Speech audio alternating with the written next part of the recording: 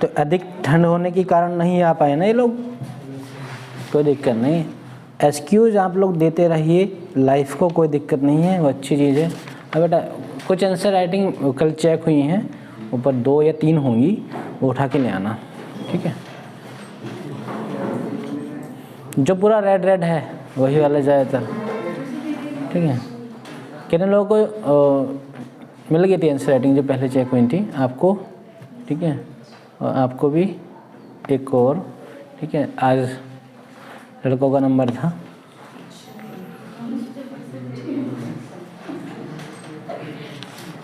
कोई है ऐसा जो आंसर राइटिंग नहीं करके लाया आज भी, ऐसा है कोई? हाँ हाँ हाँ, हो गया ना पेमेंट, ठीक। बायोमेट्रिक सिस्टम भी लाना पड़ेगा कि आप लोग जो है, हाँ, आओगे नहीं तो भी उसका कट जाएगा, और बाहर जाके खुरापात करोगे तब भी कट जाएगा। एक बार एंट्री हुआ करेगी, ठीक। फिर उसमें रिचार्ज कराएंगे, ठीक है। सही रहेगा कि नहीं? तो आज बड़ा रोचक टॉपिक हम लोग पढ़ने जा रहे हैं। आप लोग तैयार हैं? आप लोग अगर रोचक टॉपिक हो, चाहे कोई से भी टॉपिक हो, आप लोग तो बस नहीं,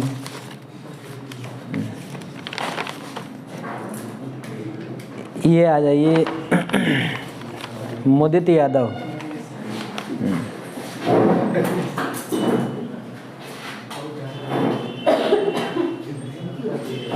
इधर इधर इधर इधर,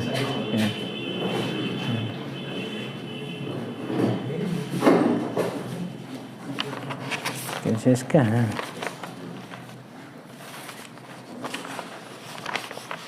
तो पहले इसको पढ़ लेना, फिर उसके बाद दिखाना शाम को। दूसरा आ जाइए साहिद, जाओ बेटा, इनको पढ़ लेना तब उसके बाद दिखाना, ठीक।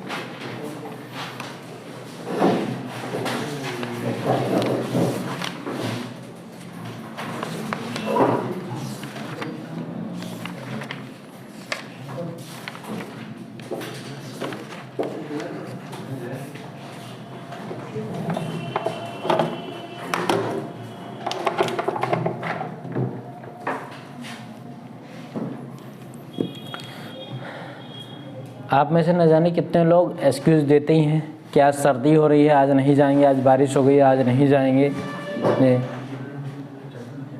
कुछ बच्चे तो ऐसे हैं कि उनका बिस्तर से उठने का मन नहीं किया तो आज नहीं जाएंगे, फिर उसका जो है माइंड दूसरी तरफ चलता है, वो बहाना बनाते हैं कि आज जो है फीवर है, मम्मी से बोलते हैं कि फीवर है, और कहते हैं देखो हाथ छू के देखो। अब जब तुम लिहाफ में रहोगे तो हाथ गर्म होगा कि नहीं? मम्मी कहेगी नहीं फीवर तो नहीं लग रहा है, मम्मी आपको पता नहीं। तो ऐसी एक्सक्यूज देते रहिए, कोई दिक्कत नहीं। लाइफ भी आपको एक दिन ऐसा इतना बड़ा झटका देगी कि आपसे झेलेगा नहीं। एक बच्ची यहीं की जो है स्कूटी से अपने पढ़ने के लिए जाती थी, और ऐसा एक्सीडेंट हुआ ट्रक से कि उसकी जो है मल्टीपल फ्रैक्चर आए पाँव में, ठीक है। मगर 6 महीना KGMU रही एडमिट, आप लोग जानते भी होंगे। उस बच्चे ने हिम्मत नहीं आ रही, सपना था कि डॉक्टर बनूंगी, मेहनत किए फिर भी 6 महीने पढ़ाई छूट गई। इस बात का दुख तो रहा, मगर आज जो है MBBS की पहली क्लास लेने के लिए जा रही हैं। MBBS में सिलेक्शन हो गया, जो सपना था पूरा हुआ।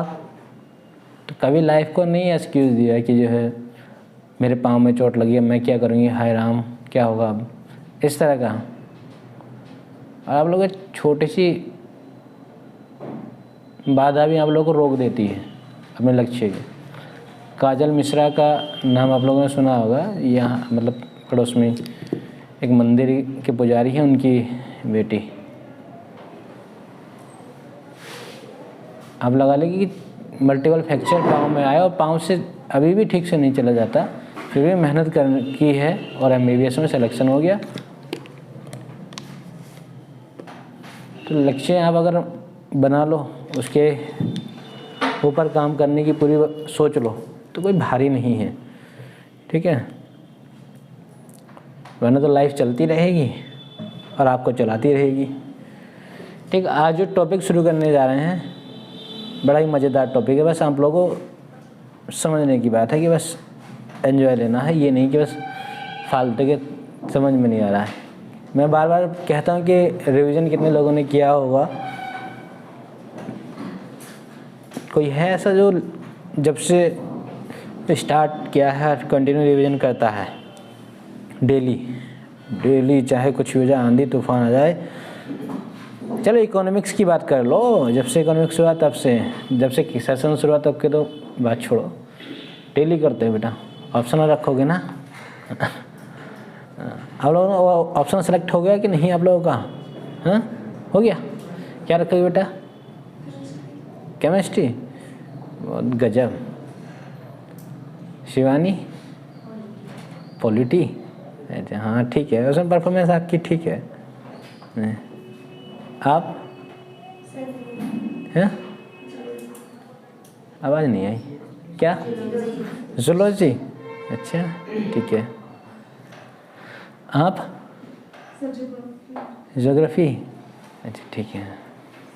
उधर लास्ट में मुस्कुरा रहे हैं, क्या बताएं? चॉइस इतनी, बताओ जल्दी। अभी नहीं सोचे ही नहीं है अभी, कोई बात नहीं है। अभी जिस दिन मेंस एग्ज़ाम आप लोग अटेम्प्ट करोगे उस दिन सोच लेना कि कौन सा ऑप्शनल देना है। उसके बाद 500 ही मिलेंगे। हाँ, और कोई है आप में से? सबका हाथ नहीं उठाएंगे, जो जिन्होंने सोच लिया वो बता दे। शिवम, हिस्ट्री, गजब। हिस्ट्री में ज़्यादा इंटरेस्ट है आपको, ठीक है, कोई दिक्कत नहीं। बाकी कौशल नहीं सोचे? हाँ, सोच रहे हैं। सोचने से क्या होता है? सोचने से क्या होगा? आपका दिमाग खर्च हो जाएगा, ठीक है, और खर्च नहीं करना है उसको। प्रायोरिटी सेक्टर लेंडिंग की बात करेंगे।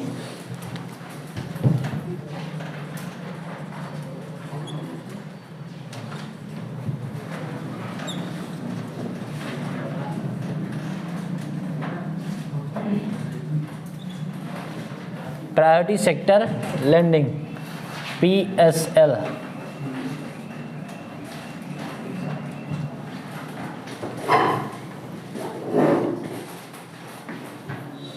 हिंदी अनुवाद है इसका प्राथमिकता क्षेत्र ऋणदान।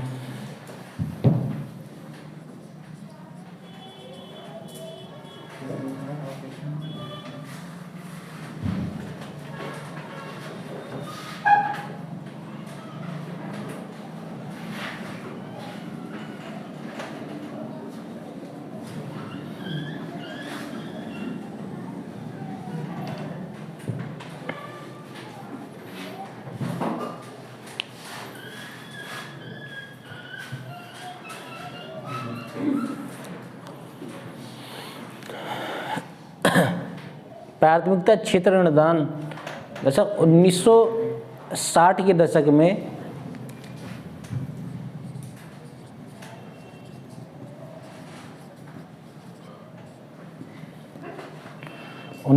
के दशक में एक सर्वे किया गया, सर्वेक्षण किया गया एक ग्रामीण क्षेत्रों का, ग्रामीण अंचल का, ठीक है।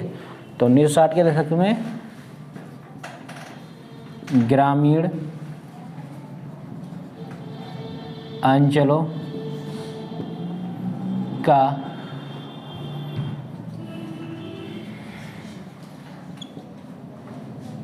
सर्वेक्षण किया गया। अब वो सर्वेक्षण किसके संदर्भ में किया गया? ऋण की उपलब्धता। दरअसल 1960 के दशक में देखा गया कि ग्रामीण क्षेत्र में जो ग्रामीण लोग हैं वो ऋण लेने के लिए निर्भर थे महाजनों पर। उसकी वजह ये भी थी कि जो संगठित संस्थाएं थी उनका प्रसार नहीं हुआ था ग्रामीण क्षेत्रों में। जो बैंकें थी वो ग्रामीण क्षेत्रों में 1960 के दशक में नहीं पहुंची थी। जैसे आपके यहाँ भी ऐसी ग्रामीण बैंकें होंगी जो आपके लोकल एरिया तक पहुँचती हैं, गाँव में होती हैं, जो कोई बड़े टाउन एरिया के होते हैं उनमें ग्रामीण बैंक होती हैं। तो अब तो ये सुविधा है, मगर 1960 के दशक में ये सुविधा नहीं थी कि हर गांव में, ये लगभग 2-4 गांव को मिला करके आसपास में उनके एक ग्रामीण बैंक हो, संगठित संस्था हो, वित्तीय संस्था हो। तो ऐसे में अगर किसी ग्रामीण को पैसा चाहिए था, लोन चाहिए था, ऋण चाहिए था, तो निर्भरता सीधे सीधे महाजनों पर। मान लीजिए अगर किसी को जो है अपने बच्चों की शादी करनी थी, वह कैसी एक ग्रामीण पृष्ठभूमि का व्यक्ति जो कि कृषि पर आधारित है, उसकी अगर बात करें तो वह पूरी तरह से अपनी कृषि पर निर्भर था। मजदूर इतना पैसा नहीं जुटा पाता था कि वो शादी कर ले अपने बच्चों की, पढ़ाई अच्छी पढ़ाई करा ले बच्चों को। अगर उसने ठान भी लिया कि मुझे शादी भी करनी है अच्छे से और पढ़ाई भी करानी है बच्चों की अच्छे से, तो उसके लिए उसको ज़रूरत पड़ती थी लोन लेने की, उधार पैसा लेने की किसी से। अब उधार ले तो ले कहाँ से, कोई ऑप्शन ही नहीं था, कोई विकल्प ऐसा नहीं था कि जिससे उधार लिया जाए। कोई ऐसी संस्था नहीं थी, वित्तीय संस्था, संगठित संस्था, जो उसको लोन दे दे। अब मजबूरी कहिए या फिर एक ही विकल्प था महाजनों का। तो ऐसे में जो ग्रामीण थे उनके पास एकमात्र विकल्प महाजनों से पैसा उधार लेना था, और महाजन इस बात का पूरा फायदा उठाते थे। अब महाजन अपने मनमर्जी के मुताबिक उस पैसे पे ब्याज लेते थे। जो ऋण दिया उस पर अपनी मनमर्जी से ब्याज लेते थे। वो इतना ब्याज हो जाता था कि जो मूल होता था मूलधन से कई गुना ज़्यादा निकल जाता था। ऐसे में क्या होता था कि कभी कभी क्या ज़्यादातर ये देखने को आया कि जिस व्यक्ति ने उधार लिया, ऋण लिया महाजन से, वो ऋण चुका ही नहीं पाता था, और ऐसे में कहीं ना कहीं उसका शोषण होता रहता था। ऐसे भी हुआ कि कुछ लोगों को जो है, मान लीजिए कि पिताजी ने लोन ले लिया, उधार ले लिया, पर वो चुका नहीं पा रहे, तो वो कहते थे कि भाई चलो हम पैसा धीरे धीरे चुका देंगे, एक साथ नहीं चुका पा रहा, इतना नहीं हो पा रहा, तो आप एक काम कर लो कि हमारा छोटा बच्चा है, आप उसको अपने यहाँ मेहनताना पे रख लीजिए, ठीक है, मजदूरी पर रख लीजिए। तो तुलना भी आप उस ज़माने के शब्दों में ऐसे होती थी, जैसे बैल नहीं होता, बैल, हाँ कहीं कहीं भाषा में ऐसा होता है कि बैल को बल्द बोल देते हैं, ठीक है, तो हाँ बल्द। तो शब्दी इस्तेमाल ये होता था कि साहब आपने जो ऋण दिया था वो हम इतनी आसानी से चुका नहीं पाएंगे, तो हमारा बच्चा है या हम हैं, आप हमें या हमारे बच्चों को अपने यहाँ बल्द लगा लीजिए। अब समझ लीजिए, एक व्यक्ति मानव को जानवर का काम करना पड़ेगा, बल्द की तरह जो भी काम कराएगा वो करना पड़ेगा, और मेहनताना नामात्र का। कभी कभी तो ऐसा होता था कि पूरी उम्र बीत जाती थी मगर उसका पैसा चुकाया नहीं पाते थे, और इस चीज़ का भरपूर फ़ायदा उठाते थे महाजन। अब देखा भारत सरकार ने कि ये तो स्थिति ये होती जा रही है कि जो गरीब है वो गरीब का गरीब रहता जा रहा है। इसमें क्या है, चूँकि भारत एक कृषि प्रधान देश रहा और भारत बसता भी गाँव में रहा। भाई भारत की पहचान किससे होती है? विदेशों ने, अंग्रेजों ने पहचान भारत को क्या दिलाई कि गांव है, ठीक है, या मिट्टी रहती है, हाँ मड है, कीचड़ है। भारत की पहचान ही गांव से होती है। अब जब गांव की ग्रामीण की अर्थव्यवस्था में कोई सुधार नहीं है, उनके पास पैसा ही नहीं आ रहा, वो निवेश क्या करेंगे? और जब निवेश नहीं करेंगे कुछ, तो अर्थव्यवस्था कैसे मजबूत होगी? अब देखा कि नहीं, इससे काम नहीं चलेगा। अब हमें आवश्यकता है ग्रामीण क्षेत्रों में भी अपनी संगठित वित्तीय संस्थाओं को खोलने की, संगठित वित्तीय संस्थाओं को खोलने की। उससे ये होगा कि ग्रामीण व्यक्ति जिसको छोटे से छोटे पैसे की अमाउंट की ज़रूरत है तो वो सीधे सीधे अपना जाए। जैसे भारत सरकार सुविधा भी देती है, अब तो ये भी आ गया KYC आ गया, क्रेडिट कार्ड आ गया, किसान क्रेडिट कार्ड। जी, तो किसान क्रेडिट कार्ड में ये है कि आपको ब्याज भी नामात्र का देना होगा, और ऐसे नहीं वार्षिक होता है। महाजन क्या करते थे, महाजन मासिक ब्याज लेते थे, सैकड़ा पे ब्याज लेते थे। तो मान लीजिए अगर 2 रुपये सैकड़ा, मतलब आपने 100 रुपये लिए तो आपको 2 रुपया ब्याज देना पड़ेगा महीने का, तो 100 रुपये तो लेओगे नहीं। मान लीजिए आपका काम जो है 10,000 में चल रहा है, ठीक है, 10,000 में चल रहा है, तो भाई 100 रुपये पे 2 रुपये आपको देने हैं, 1,000 पे कितने देने हैं, 20 रुपये महीने के, और 10,000 पे 200, 10,000 पे 200 रुपये महीना देने हैं उस व्यक्ति को।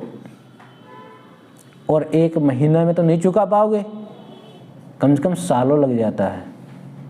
मान लीजिए 1 साल पूरा आपको लग गया जी, मान लीजिए 1 साल अगर पूरा लग गया, तो ऐसी स्थिति में तो व्यक्ति क्या इस ऋण के चक्र से निकल पाएगा, बिल्कुल नहीं निकल पाता, ठीक है। अब उसमें भी क्या होता था कि ये तो ब्याज है।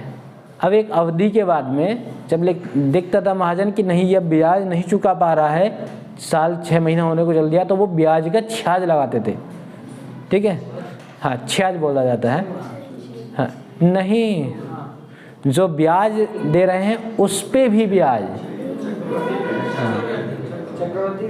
हाँ ब्याज का छाज लगाते थे, उस भाषा में बोला जाता था। तो ऐसे में जो मूलधन जो आपने उधार लिया था उससे भी कई गुना ज़्यादा हो जाता था। ये कौन सी भाषा में बोला जाता है, हम लोगों ने कभी सुना है। हाँ तो आज सुन लो, नहीं सुना, आज ब्याज का छाज देना पड़ेगा, ठीक है। पुरानी फिल्में नहीं देखते क्या, हाँ देखिए मिथुन के साथ हर बार ऐसे होता ही है, न जाने क्यों वो गरीब ही रहता है हर मूवी में, हाँ और उसमें अपना जो है एक किरदार निभाते हैं, हाँ गरीब थे तो वो ऐसे किरदार निभाते हैं ना, हाँ कोई दिक्कत नहीं, पर हर फिल्मों में थोड़ी ना आज की फिल्में उनकी देख लो तो उसमें भी वो कुछ इसी तरह का रोल करेंगे, ठीक है।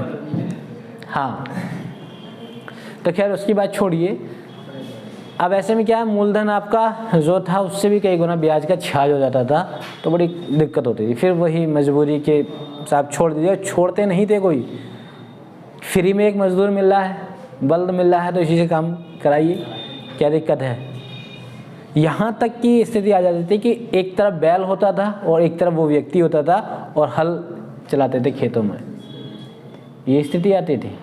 अब सोच लिया आप लोगों के साथ ऐसा हो जाए तो, हाँ आप लोग तो आंदोलन कर दो, क्रांतिकारी आंदोलन कर दोगे।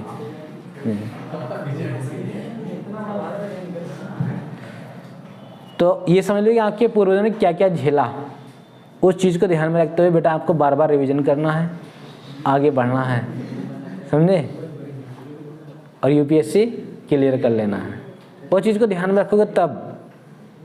अरे तुम एक छोटा सा नमूना ही देख लो, जो हल में जुड़ा हुआ जानवर होता है, बैल हो चाहे भैंसा हो, उसकी गर्दन देखते हो, बेचारे की लटक जाती है, हर पल घायल रहता है, उस घायल गर्दन पे हर रोज जो है हल रखा जाता है, हर रोज गाड़ी रखी जाती है। और इस तरह से एक व्यक्ति के साथ होता है, हाँ ये और क्या फर्जी है, ये रियल है, आप क्या समझ रहे हो। फिर देखा भारत सरकार की नहीं, हमें जो है सिर्फ शहरी अंचलों की तरफ नहीं ध्यान देना है, हमें जो है ग्रामीण अंचलों की तरफ ध्यान देना है, और ग्रामीण अंचलों में ग्रामीणों की अर्थव्यवस्था को सुधारने के लिए हमें प्रयास करने चाहिए, ठीक है। तो तत्कालीन आरबीआई के गवर्नर LK झा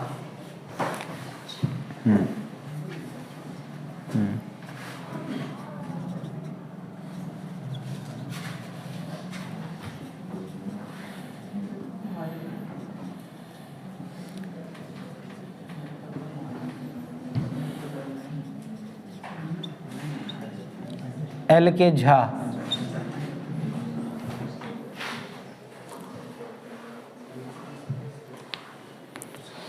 अब LK झा ने एक सलाह दी कि हमें जो है सामाजिक बैंकिंग की अवधारणा को सामने लाना चाहिए।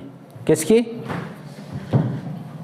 इन्होंने सलाह दी, यहाँ लिख देते हैं कि हमें सामाजिक बैंकिंग की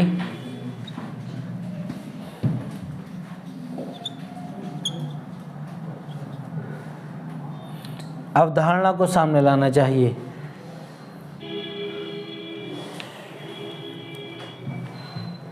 अब इससे क्या होगा, ग्रामीण क्षेत्रों में जब छोटी छोटी बैंक हो जाए, हम बड़ी बैंक की बात नहीं कर रहे, छोटी छोटी बैंकें हों, जैसे भाई ग्रामीण अंचल में रहने वाला एक ग्रामीण व्यक्ति, वो क्या, उसकी क्या ज़रूरत होगी, वो सबसे पहले देखेगा कि कहीं मेरी जो है कृषि ठीक हो जाए, उसमें सुधार हो जाए, तो कृषि के लिए भी पैसा ले लेते हैं। मान लीजिए उसको ज़रूरत है 10,000 रुपये की, 10 या 20,000 रुपया की ज़रूरत है। अब महाजन के पास जाता है तो महाजन अगर 4 रुपये या 2 रुपये सैकड़ा ब्याज लेता है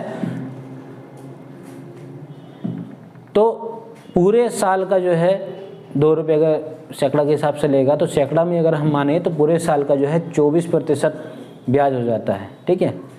और बैंक हमारी अभी की भी अगर बात करें तब तो बहुत कम था, 5, 6, 4 इतना ही चलता था, तो वो 4% जो है पूरा का पूरा वार्षिक लगता था।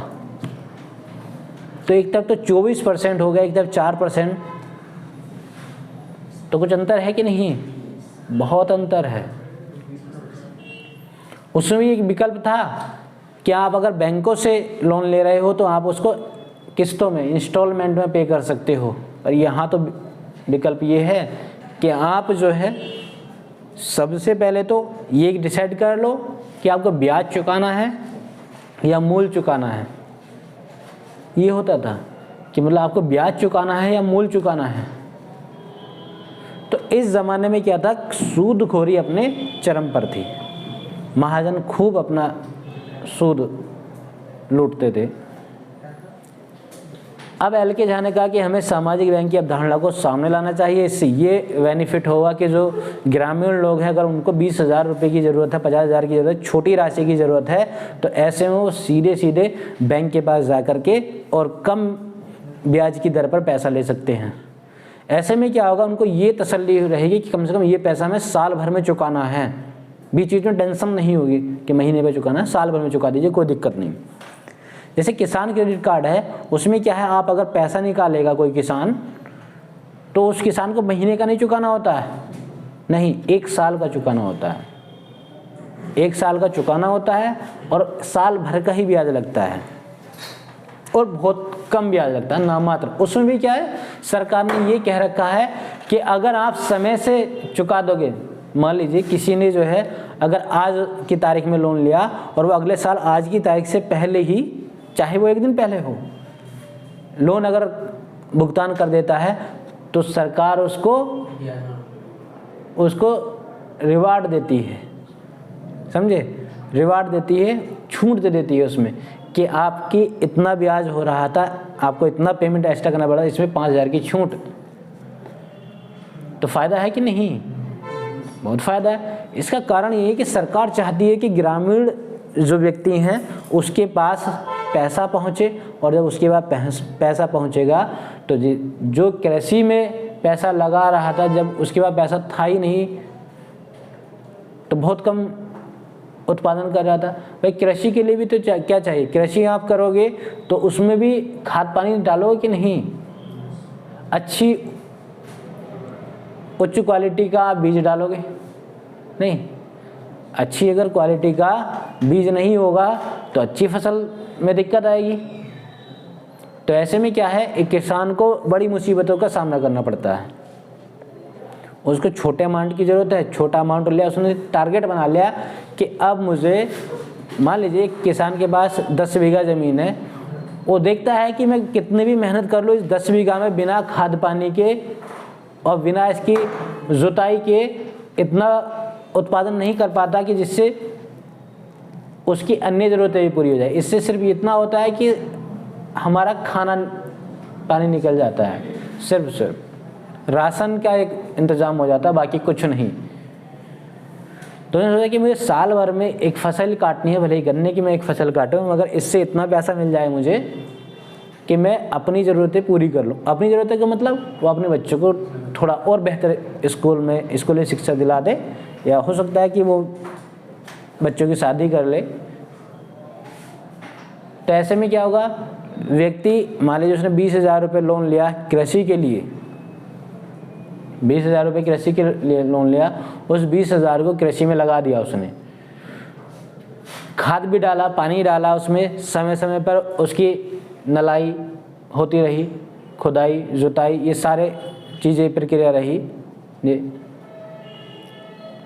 तो ऐसे में जब किसी पौधे को समय समय पर न्यूट्रिशन मिलता रहेगा तो अच्छा होगा कि नहीं, उत्पादन क्षमता बढ़ेगी कि नहीं, किसान की उत्पादन क्षमता बढ़ेगी।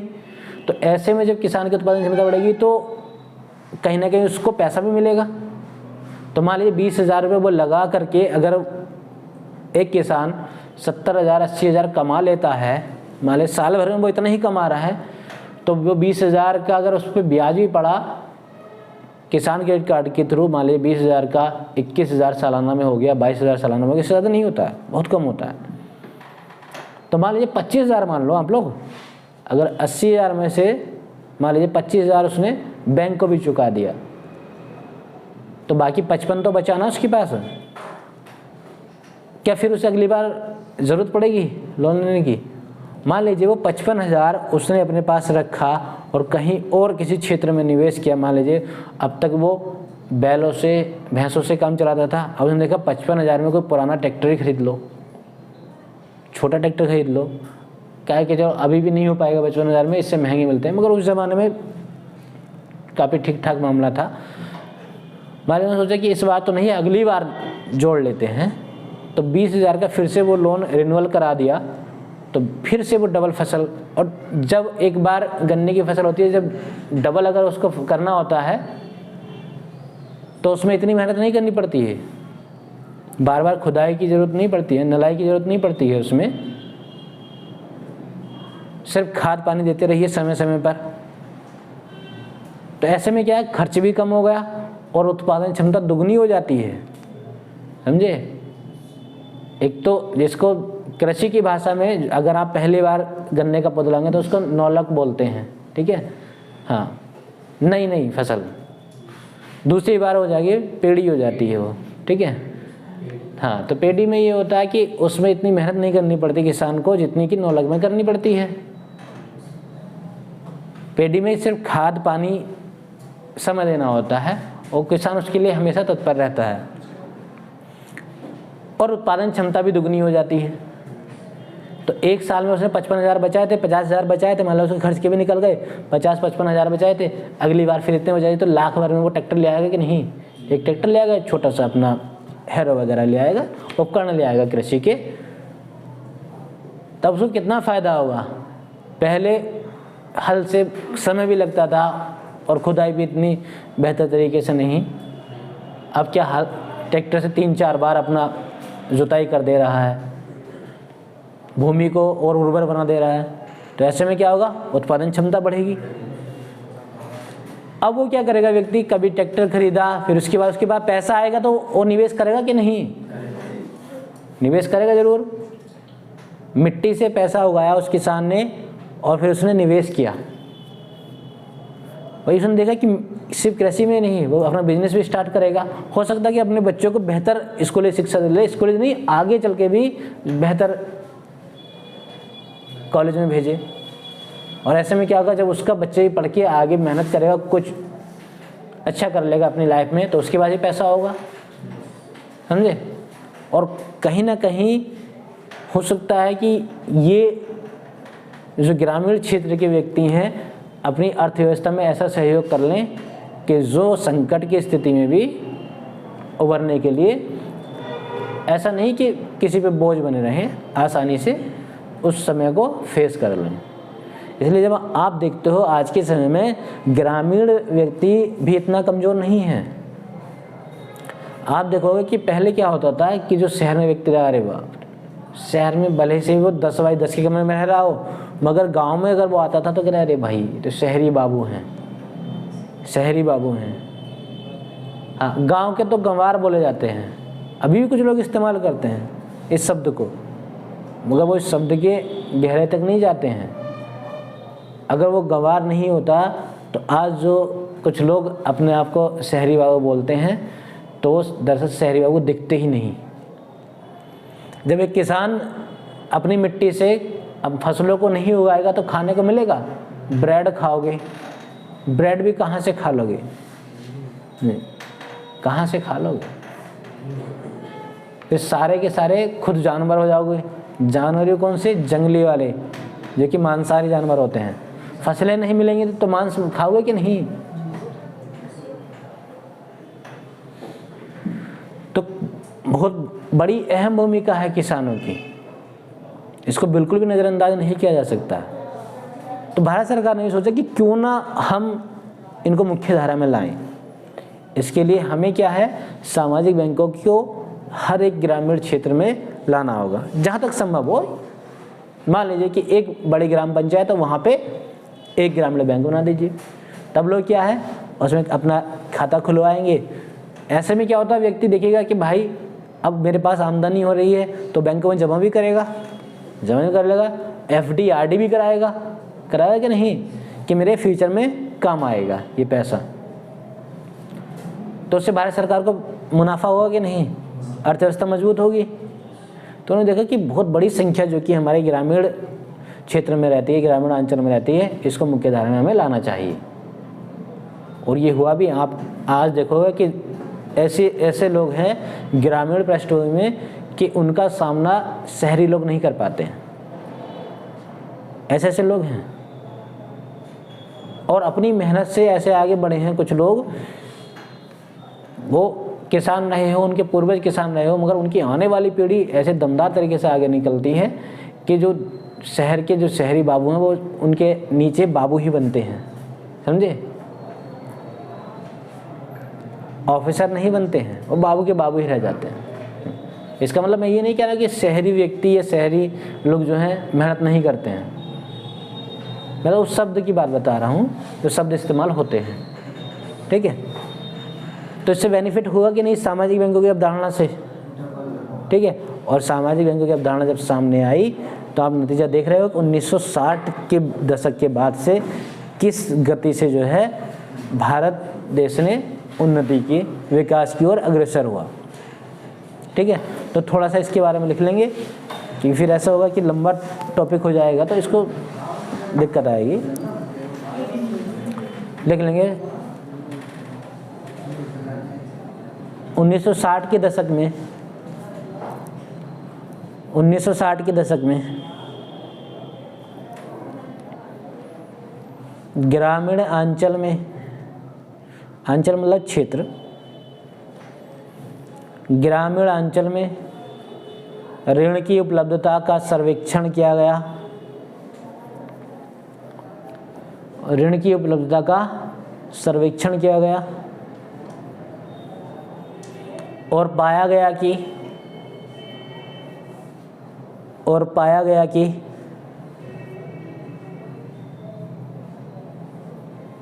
कृषक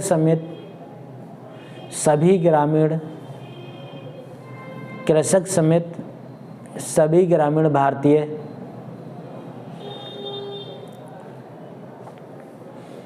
अपने ऋण की ज़रूरतों की पूर्ति के लिए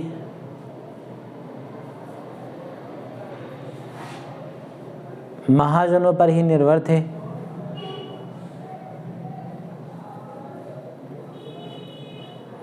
महाजनों पर ही निर्भर थे।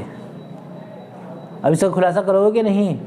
खुलासा मतलब क्यों थे ऐसे, क्यों निर्भर थे? तो पैरा चेंज कर लीजिए। क्योंकि संगठित क्षेत्र की वित्तीय संस्थाओं ने, क्योंकि संगठित क्षेत्र की वित्तीय संस्थाओं ने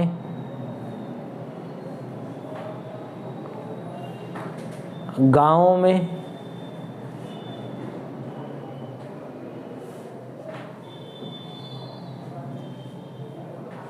गांव में अपनी शाखा का प्रसार नहीं किया।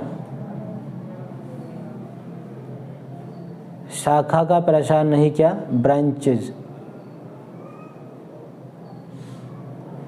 नहीं किया था। महाजनों का ऋण महंगा होता था।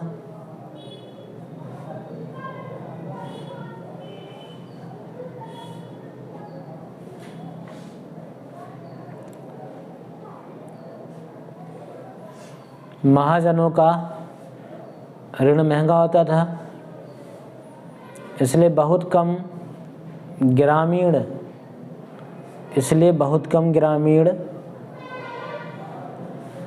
ऋण लेकर निवेश कर पाते थे। बहुत कम ग्रामीण ऋण लेकर निवेश कर पाते थे।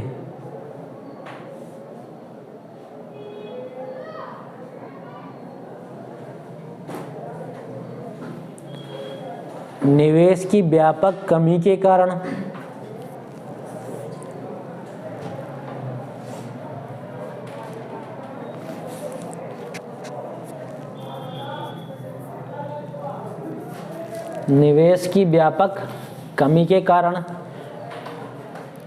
ग्रामीण पेशो लिखना, पेशो समझ रहे हो ना कि आपका पैसा क्या है, ठीक है। हाँ, पैसा नहीं लिखना है भाई, हाँ पेशों में।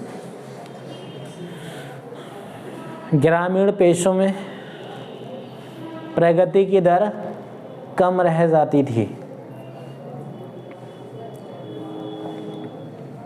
ग्रामीण पेशों में प्रगति की दर कम रह जाती थी, इसलिए ग्रामीणों की आय भी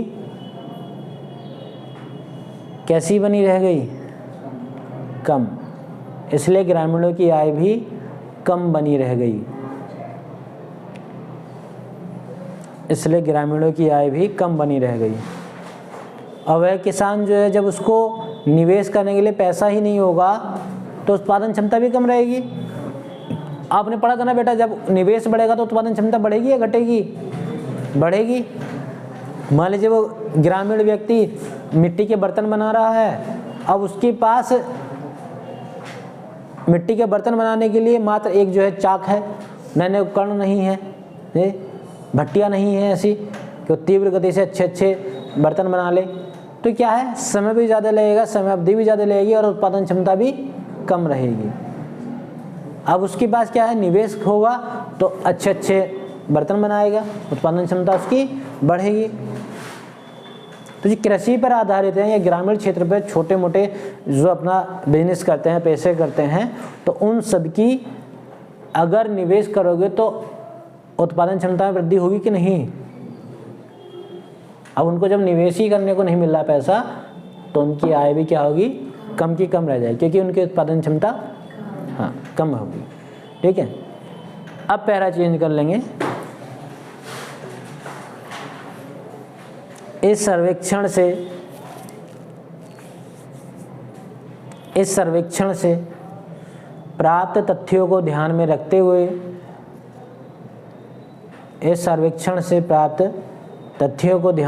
हुए आरबीआई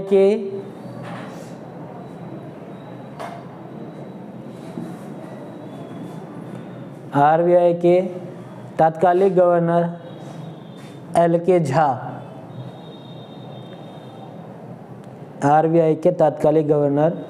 एल.के. झा ने यह सलाह दी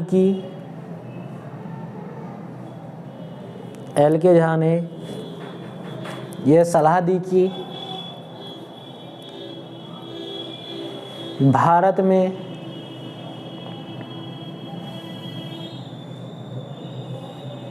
में सामाजिक बैंकिंग की अवधारणा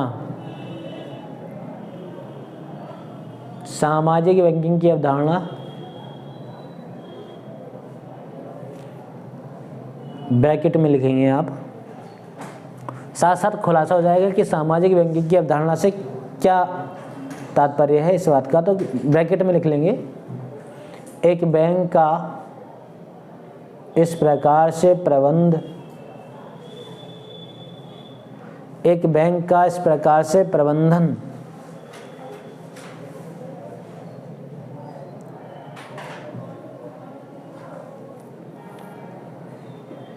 कि लाभ अधिकतम करने के उसके कारोबारी लक्ष्य, कि लाभ अधिकतम करने के उसके कारोबारी लक्ष्य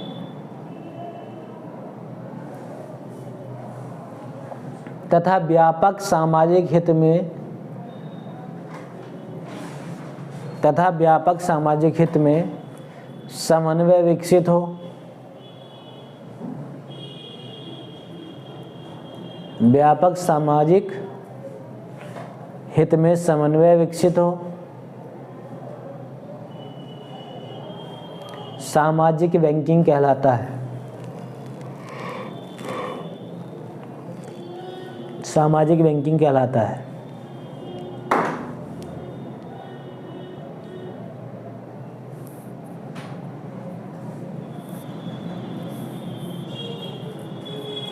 मतलब सामाजिक बैंकिंग की अवधारणा ये है कि बैंकिंग की वह अवधारणा जिसमें कि एक कारोबारी को उसके लक्ष्य साधने और अधिकतम लाभ कमाने या व्यापक सामाजिक हित की पूर्ति करने या उसमें विकसित करने, समन्वय विकसित करने के लिए जो अवधारणा होती है वो सामाजिक बैंकिंग की अवधारणा में आती है। ठीक है, इसका मतलब यही है कि जो एक छोटा कारोबारी है, कृषक है, ठीक है, उसको कम ब्याज दर पे आप जो है ऋण उपलब्ध कराएंगे, निवेश बढ़ेगा, निवेश से अर्थव्यवस्था मजबूत होगी। ठीक है, तो जो क्षेत्र कभी जो है ग्रामीण पिछड़े क्षेत्र थे वो अब विकास की ओर अग्रसर हो जाएंगे। ठीक है, इसी में पैरा चेंज करके लिखेंगे। अब इस सामाजिक बैंकिंग की अवधारणा को भारत सरकार ने मान लिया और 1968 में औपचारिक रूप से सामाजिक बैंकिंग की अवधारणा अपना ली गई। ठीक है, तो हाँ यहाँ लिख लेंगे। अब 1968 में जो है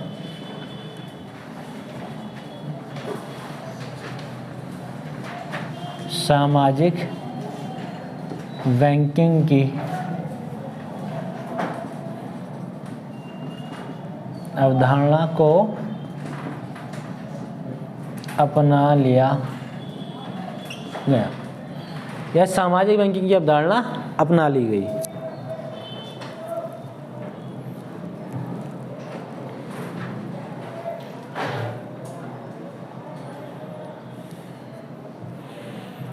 अब इसी क्रम में आप देखोगे कि निजी बैंकों के राष्ट्रीयकरण के लिए विधेयक पारित किया गया था। कब किया गया था वो? है 1969 में। ठीक है, इसलिए क्या किया गया 1969 में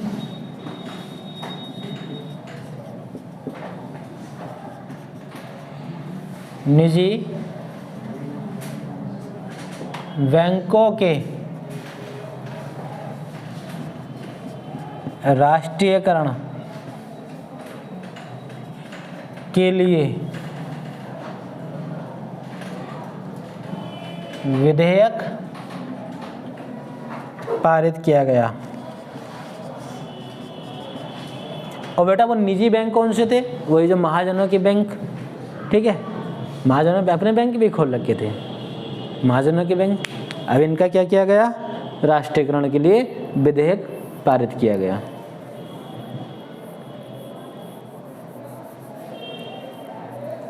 और इसका नतीजा ये निकला कि 14 निजी बैंकों का राष्ट्रीयकरण हुआ। इस प्रक्रिया के बाद क्या हुआ, इसका प्रभाव आप देखोगे तो 14 बैंकों का राष्ट्रीयकरण हुआ। वो 14 बैंक कौन से थे? निजी बैंक। तो 14 निजी बैंकों का राष्ट्रीयकरण हुआ। अब ऐसे में क्या हुआ, इन बैंकों की छोटी छोटी शाखाएं का प्रसार किया गया ग्रामीण क्षेत्रों में, इनकी शाखाएं खोली गई ग्रामीण क्षेत्रों में। और आप देखोगे 1972 में सभी अनुसूचित वाणिज्य बैंकों को यह निर्देश दिया गया कि ऋण योग्य निधि का सरकार द्वारा निर्धारित अंश किस में दिया जाएगा, अर्थव्यवस्था में। यह समाज के पूर्ण ऋण आवेदकों को आवंटित किया जाएगा। तो 1972 में क्या हुआ, सभी बैंकों को निर्देश दिया सरकार ने कि आप जो है व्यक्तियों को लोन दीजिए, जो ग्रामीण क्षेत्र हैं खासकर उनको लोन दीजिए। क्यों? क्योंकि समाज के ये जो ग्रामीण व्यक्ति हैं ये अहम भूमिका निभाते हैं अर्थव्यवस्था में, और निभाएंगे। जब इनको निवेश करने का मौका मिलेगा तो निवेश करेंगे, ठीक है। तो जो भी ऋण आवेदक हैं, जो ऋण की मांग करता है, उसको आप लोन देंगे। तो ये सभी बैंकों के लिए बोल दिया सरकार ने। तो इसके बारे में लिख लेंगे पहले। इसलिए आप देखते हो कि ऋण लेने के लिए, लोन लेने के लिए लोगों को जागरूक भी किया गया कि आप निवेश कीजिए। तो 1980 के करीब में आप देखोगे लोग अपने छोटी मोटी चीज़ों पर भी, दरअसल इसका जो बैंक कर्मचारी हैं गलत इस्तेमाल कर लिया करते थे कुछ लोग, जिनको जब ग्रामीण पृष्ठभूमि का व्यक्ति वो इतना जागरूक नहीं था, अभाव था जानकारी का। तो ऐसे में क्या होता है, ऐसे में जो बैंक के अधिकारी कर्मचारी कुछ लोग जो है इसका गलत इस्तेमाल करते थे। वो कहते हैं आपको कुछ ना कुछ गिरवी रखना पड़ेगा, गिरवी रखना पड़ेगा, इसको बोलते हैं जी। तो वो कहते साहब हमारे पास तो कुछ है नहीं गिरवी रखने के लिए। अरे भैंसिया है कि नहीं? हाँ है, तो उसको रखिए, उस पर लोन मिल जाएगा। तो बैंकों ने भैंस हो, आपकी बकरी हो, बिल्ली हो, कुत्ता, इन सब पे लोन लेना शुरू कर दिया कि कुछ तो अपना रखो गिरवी। तो कहा कोई दिक्कत नहीं, उसमें भी आगे संकट आता है, उसकी बात कर लेंगे, ठीक है। फिलहाल इसको लिख लेते हैं। हाँ, कुत्ते बिल्ली पे लोन नहीं दिया बेटा, कभी लिख लो, कुत्ते बिल्ली पे नहीं मिला। हाँ, भैंसिया पे मिला है, ठीक। हाँ, गाय पे मिला, खूब मिला है गाय पे भी। तो लिखिए इसमें आगे। हाँ, मिल जाएगा, क्यों नहीं मिलेगा। आप बेटा, अब अगर गाय भैंसों पे लोन लेना है तो ये ज़रूरी नहीं है कि आपके पास गाय भैंसें हों। आप कह लीजिए कि मुझे जो है पशुधन आवश्यकता है, क्यों? क्योंकि मैं डेयरी जो है, दूध डेयरी लगाना चाहता हूँ, दूध का उत्पादन करना चाहता हूँ। तो सरकार उसके लिए अलग अलग स्कीमें दे रही हैं, अलग अलग स्कीम चलाती है। तो आप भैंसे पालो, कोई दिक्कत नहीं। यूपीएससी गई भाड़ में, आप भैंस पालिए सबसे पहले जी, वो सही रहेगा। सबको दूध पिलाएंगे तो पुण्य का काम करेंगे बेटा। नहीं, साथ ही में फैक्ट्री भी लगा लीजिए बॉर्नवीटा की, ठीक है। दूध और बॉर्नवीटा आप मिला के देंगे, ठीक है। लिख लीजिए इसमें। इस सलाह को मानते हुए, कौन सी सलाह को?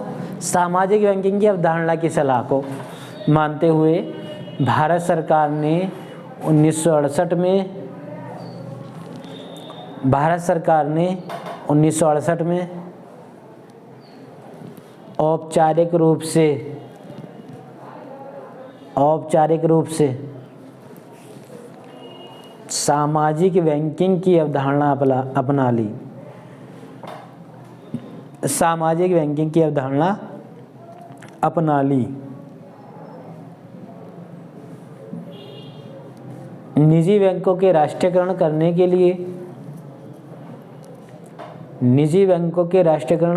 लिए एक विधेयक बनाया और 1969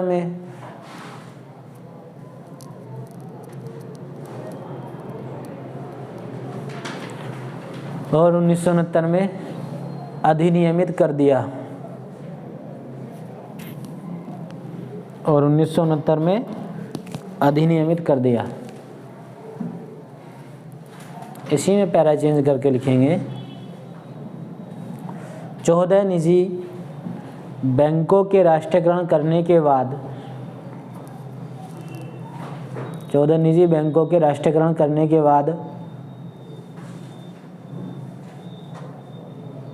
कस्बों एवं गांव में, कछुओं नहीं लिखना बेटा, कस्बों टाउन एरिया जो होते हैं, ठीक है, कस्बों एवं गांव में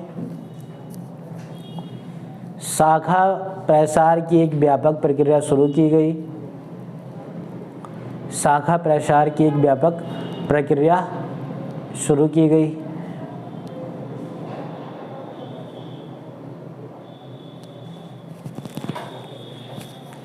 और 1972 में सभी अनुसूचित वाणिज्य बैंकों को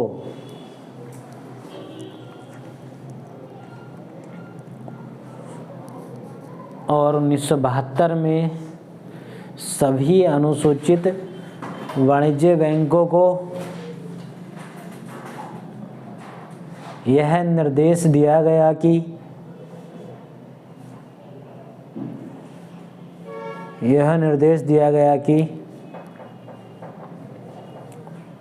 ऋण योग्य निधि का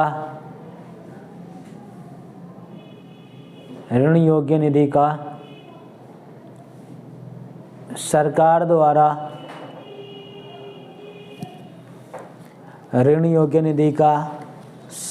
द्वारा निर्धारित अंश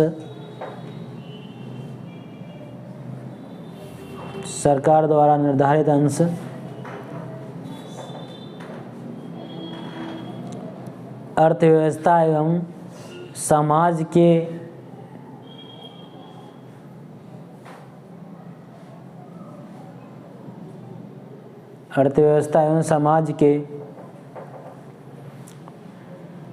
पूर्ण ऋण आवेदकों को आवंटित किया जाए। समाज के पूर्ण ऋण आवेदकों को आवंटित किया जाए।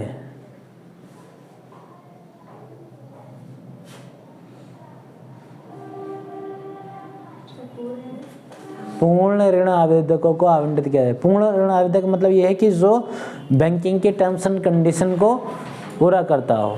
जैसे ज़मानती लेने पड़ेंगे, लोन आप लेते हो तो 2 ज़मानती भी देने पड़ेंगे कि भाई लोन ले रहे हो, इनके अगर बाय द वे अगर ये चुकता नहीं करता है तो उस पर भी कुछ ना कुछ। तो कुछ लोग ऐसे हुए भी कि लोन ले लिए कि साहब लोन दे दीजिए 50,000, करेंगे क्या, खेती करेंगे, ठीक है मिल जाएगा, कोई दिक्कत नहीं है। लोन लेकर के डेली के डेली जो है पौवा ठांस रहे हैं, डेली के डेली रोज़ दारू पी रहे हैं, मुंगेरी डाल के सपने देख रहे हैं। हाँ, गैया होगी, भैंसिया होगी, गाड़ी होंगे, घोड़ा होंगे, सपने ही देख रहे हैं और दारू पी रहे हैं। तो ऐसा व्यक्ति क्या चुकाएगा लोन? नहीं चुकाएगा ना। तो भारत सरकार ने कहा कि नहीं, इनसे जो है इन पे terms and condition he follow कीजिए कि भारतीय एक ऐसा विशिष्ट नागरिक है, प्राणी है इस जगत में कि आप फ्री का पैसा दे दो, तुम नहीं, फ्री का पैसा छोड़ो, आप उधारी की बात कर दो, एकदम ले लेगा। ये नहीं देखेगा कि चुकाना कैसे है, नहीं, लोन मिल जाए ले लें, कोई दिक्कत नहीं है। अब चुकाने के लिए कितनी मशक्क़त करनी पड़े, कुछ लोग चुका देते हैं, कुछ लोग कहते हैं अरे जब विजय माल्या लेके भाग गया उसका कुछ नहीं हो तो हमारा होगा, हम धरना प्रदर्शन करेंगे। तो उनका होता है बेटा, उसके पंख थे वो उड़ गया, ठीक है, आप लोग तो पंख कतर दिए जाएंगे, ठीक है। किससे वसूलेगी सरकार? ये कहती है कि ऐसा कोई विजय माल्या निकले नहीं, और आप कहते हो कि विजय माल्या उड़ गया, तो हमारा क्या होगा? सरकार सोचेगी ऐसा दोबारा होगा ही नहीं,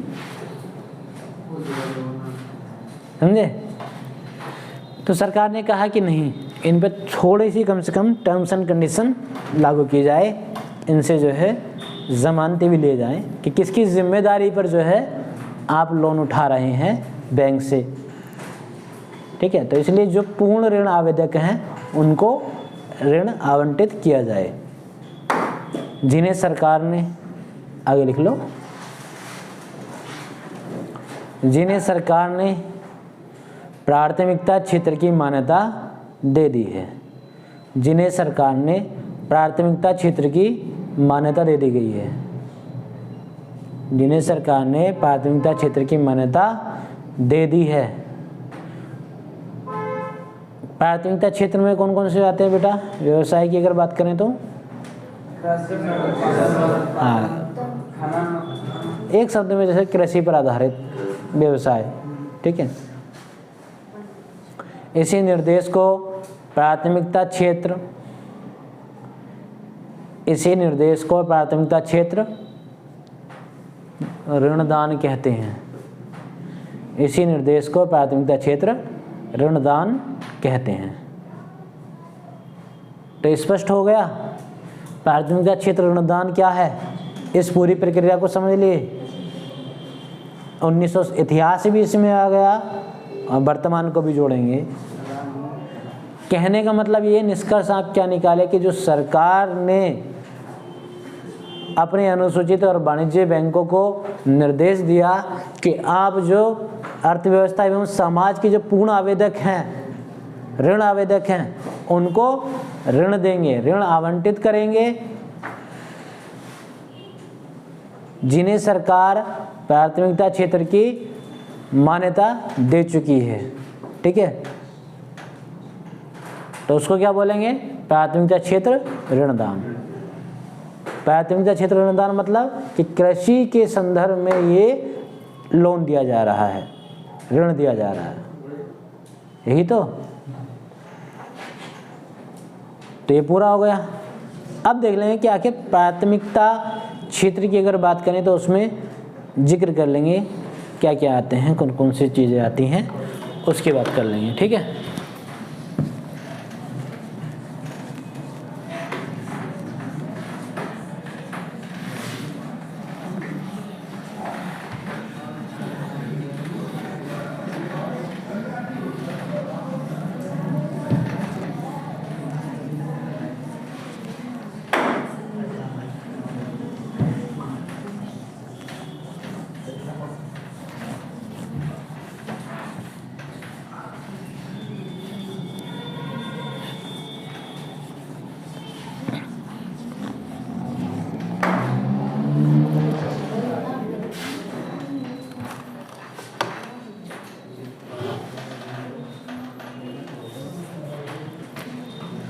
जो हमारी हिंदी फिल्में होती हैं तो वो बोलते नहीं कि समाज का एक दर्शन होती हैं, हाँ, तो उसको समझा करो। जैसे अभी एक हाल ही में जो है सनी देओल की फिल्म आई थी, नाम ध्यान नहीं आ रहा है, जिसमें सनी देओल एक IAS ऑफिसर बने होते हैं, ठीक है, हाँ, सिंह साहब द ग्रेट ना, हाँ, उसमें IAS ऑफिसर बने होते हैं और लोक अदालत चलाते हैं, ठीक है। तो आप IAS हो गए तो मजिस्ट्रेट की पावर हुई कि नहीं, ठीक है। लोक अदालत चलाते हैं, फैसला ऑन द स्पॉट करते हैं, ठीक है। तो एक ग्रामीण जो कि बहुत गरीब रहा, लोन लेता है किसके लिए? भैंसिया के लिए। 40,000 रुपये का लोन लेता है भैंस खरीदने के लिए। उस लोन की प्रक्रिया में उसको रिश्वत देनी पड़ती है। वो बताता है स्पष्ट कि साहब पहले तो चक्कर लगाने पड़े और बाबू ने जो है 5,000 ले लिए, मैनेजर ने 10,000 रुपये ले लिए, और भागा दौड़ी में कुल मिला के 5,000 और खर्च हो गए और बाकी का 20,000 बचा। 20,000 में तो भैंसियाँ नहीं आएगी, तो आप भी रख लीजिए, सुना है कि आपका भी हिस्सा होता है, समझे। तो ये जटिल जो प्रक्रिया है, एक व्यक्ति जिसको वास्तव में ज़रूरत है ऋण की, उसको ऋण नहीं मिल रहा, तो सरकार इसके लिए भी ठोस कदम उठाती है। वो ढूंढती है कि कहाँ ऐसे एस्पिरेंट है सनी देओल जैसे मिले, ईमानदार, हाँ, और उसकी नज़रें यहाँ पर हैं, ठीक है, हाँ, सैटेलाइट से नहीं, उनकी नज़रें हैं कि यहाँ से ईमानदार निकलेंगे। खैर, प्राथमिकता क्षेत्र की अगर हम बात कर लें,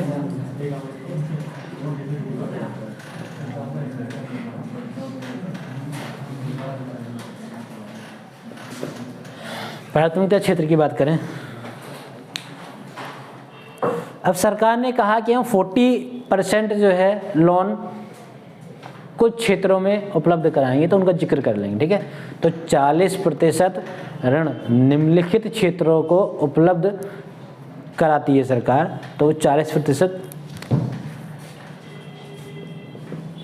की बात कर लेंगे, जो क्षेत्र हैं इनकी बात कर लेंगे, जिक्र कर लेंगे।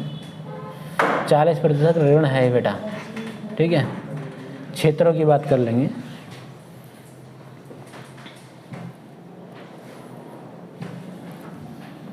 इन क्षेत्रों में पहला हम लिख लेंगे कृषि एवं खाद्य प्रसंस्करण उद्योग। नाम सुना कि नहीं? कृषि एवं खाद्य प्रसंस्करण उद्योग।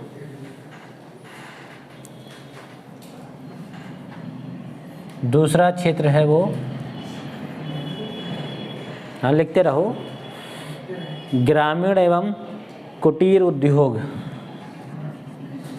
हाँ, ग्रामीण एवं कुटीर उद्योग।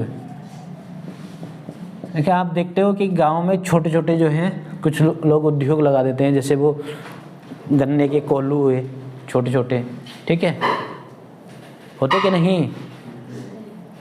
जैसे कुछ लोग जो है गत्ता फैक्ट्री लगा लेते हैं, ठीक। ये छोटे छोटे जो कुटीर उद्योग हैं, ठीक। तीसरा आप इसमें लिख सकते हैं आवास ऋण, होम लोन।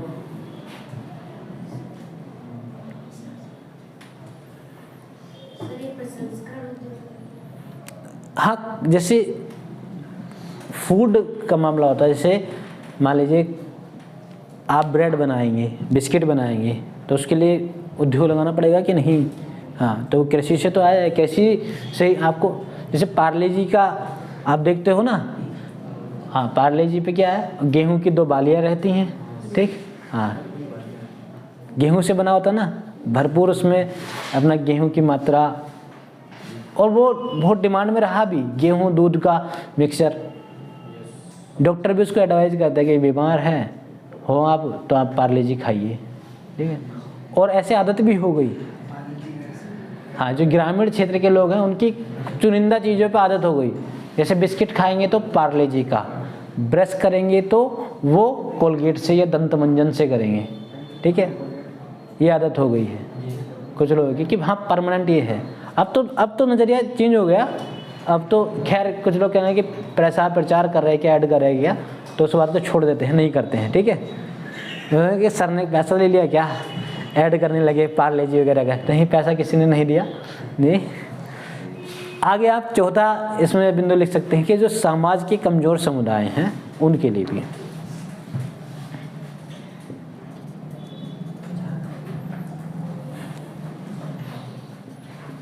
समाज के कमज़ोर समुदाय के लिए भी, ठीक है।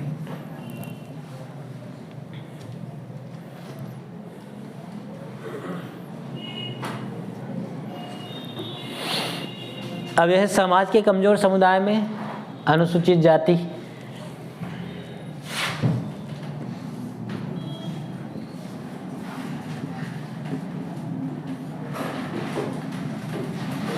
दिया जाएंगे। दूसरा अनुसूचित जनजाति, ठीक है, इन लोगों को भी रखोगे कि नहीं, अल्पसंख्यक समुदाय को रखोगे कि नहीं, अल्पसंख्यक समुदाय,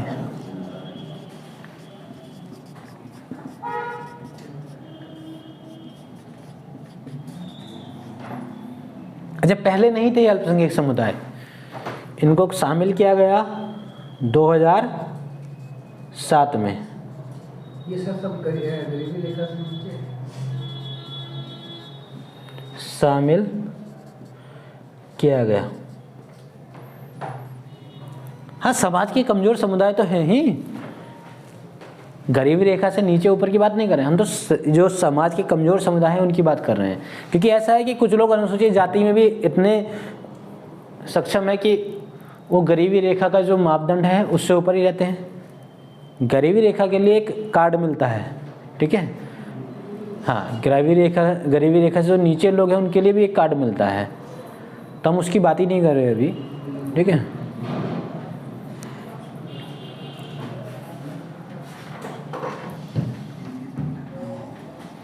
और एक है गरीब व्यक्ति,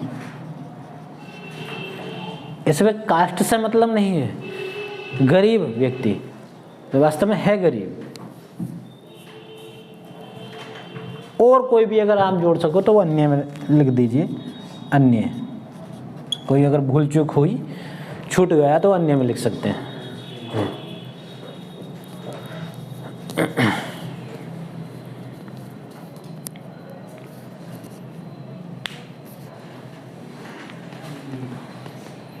कुटीर उद्योग का तो आपको पता है ना, जो सूक्ष्म एवं मध्यम उद्योग होते हैं, ठीक है। लेकिन लोग ये कभी यहाँ फिर देखो, कुछ लोग सोचेंगे कुटीर के कुटिया से मतलब तो नहीं है, कई कुटिया बना के उद्योग लगाते हो, नहीं। हाँ, कुटिया बाबा जी कुटिया वे सूक्ष्म एवं मध्यम उद्योग, ठीक है।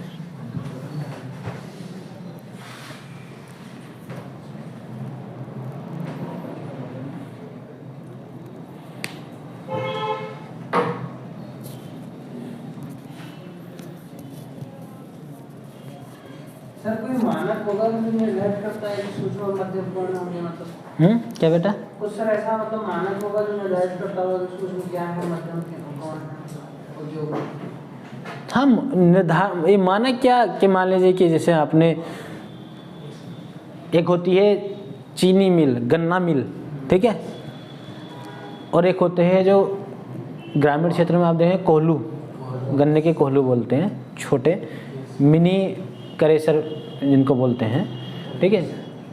तो अब इन दोनों में आप अंतर कैसे कर पाओगे, अंतर कैसे करोगे? देख के पहचान लोगे, ठीक है। तो सूक्ष्म उद्योग की कैटेगरी में आप वो चीनी मिल को रखोगे? नहीं रखोगे, वो सूक्ष्म उद्योग में आता ही नहीं है, ठीक है। तो छोटा है, इसका दायरा कम है, उत्पादन क्षमता कम है, ठीक है, एक सीमित अंचल में है, प्रसार तो सूक्ष्म में आ जाएंगे, कुटीर में आ जाएंगे, ठीक है। इतना हो गया, ठीक। एक अलग से इसमें तथ्य नोट कर लेंगे, तथ्य लिख लेंगे। इतना लिख लिया, फैक्ट।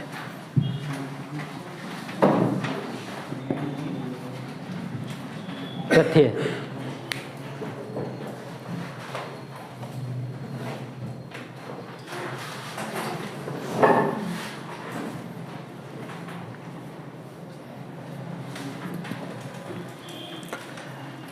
अब ये जो प्राथमिकता क्षेत्र के जो आवेदक थे, इनको क्या है 2016 में मान्यता प्राप्त की गई। तो इसमें लिख लेंगे थोड़ा सा, वर्ष 2016 में, तथ्य में चलेगा। हाँ तथ्य फैक्ट,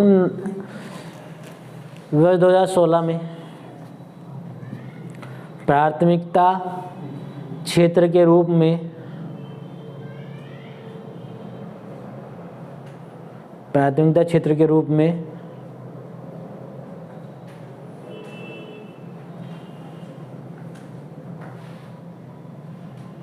उपरोक्त दिए गए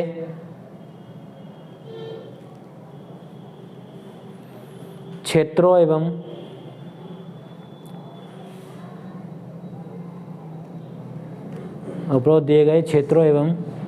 उपरोक्त जो आपने लिखे थे, ठीक है, ऊपर लिखे हैं यही, आवेदकों को मान्यता मिली,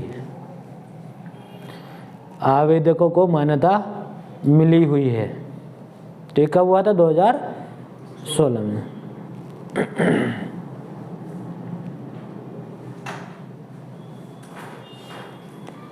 अब आपके मन में आ रहा है कि जो आवास ऋण है, होम लोन है, तो आखिर इसका भी तो कुछ मानक होगा, मापदंड होगा। तो ये है कि अगर मकान की कीमत 30 लाख या उससे कम है, ठीक है, तब मिलेगा। इसमें लिख सकते हैं कि मकान की कीमत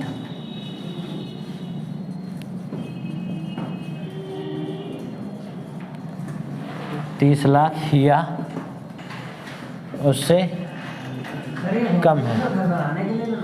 हाँ, अगर आप सोचने लगो कि मुझे जो है 1 करोड़ का घर बनाना है और सरकार से 1 करोड़ रुपया लोन ले लूँ, तो देगी सरकार? नहीं, कि अपनी औकात देखो। अच्छा मतलब प्लानिंग अगर 30 लाख से कम है। हाँ, इतना एक मानक रखा है बेटा, मानदंड रखा है, ठीक है।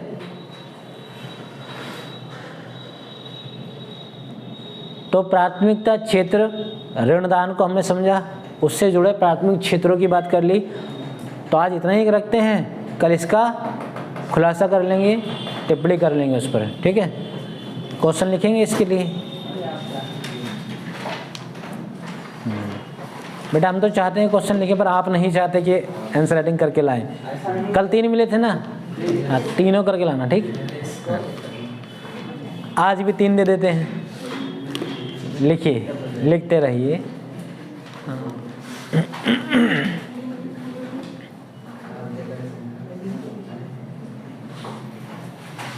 प्राथमिकता क्षेत्र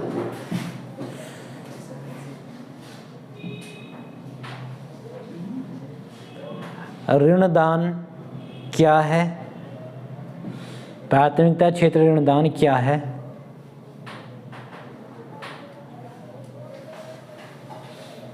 ग्रामीण अर्थव्यवस्था में इसकी भूमिका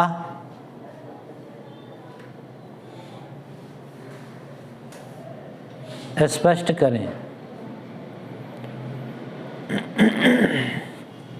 ग्रामीण क्षेत्र में इसकी भूमिका स्पष्ट करें, तो स्पष्ट कर देंगे, ठीक है।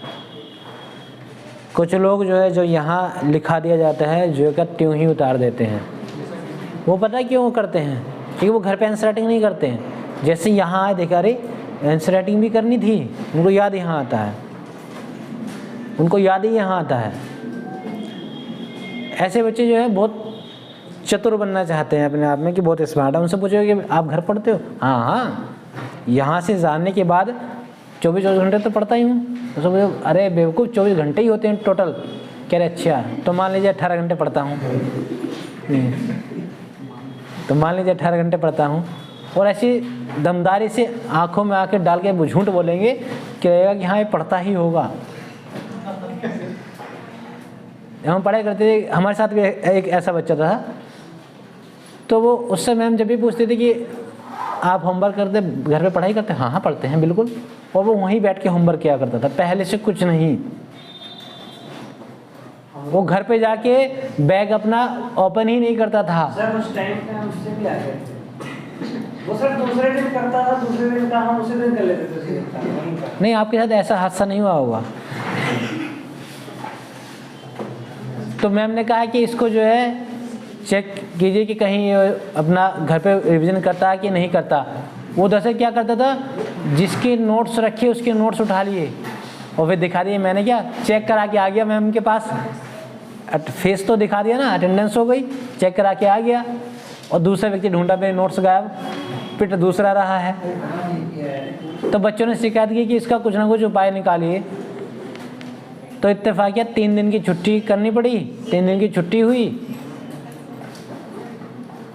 और मैम ने बताया कि आप लोग जो है इसको चेक करिए, कुछ उपाय ढूंढिए। तब हमने कहा चलो देखते हैं। तो एक ठिलिया पे जो है केले बेचता हुआ जा रहा था, केले, ठीक है। तो हमने कहा भैया पुराने केले दे दीजिए, ये पैसा था नहीं। उस तरह की खाने के लिए रहे, खाने के लिए नहीं, दे दीजिए आप जो भी आपके पुराने सुराने जिनको आप फेंकोगे वो केले दे दीजिए। तो उसने 3 केले दे दिए। और पहले कहते भाई बैग भी पुराने फटे पुराने चलते रहते थे, ओपन बैग था। वो जा रहा था लड़का और पीछे से 3 केले जो है उसके थैले में डाल दिए। कोई दिक्कत नहीं, एक साइड से बैग ऐसी कैसी। 3 दिन बाद जब स्कूल खुला तो देखा तो पूरा का पूरा ऐसे ही रखे केले, सड़ गए उसमें। और उसका वही फंडा था कि अपना बैग नहीं देख रहा था, दूसरे का बैग देख, नोट्स मिल जाए चेक करा दूं, पिटेगा दूसरा। फिर उससे पूछा कि होमवर्क किया? हाँ, क्या चेक करा के आया? देखो ये ना बैग दिखाओ अपना। जब देखा तो ऐसे ही रखे केले। तो इतनी चतुराई भी अच्छी नहीं होती।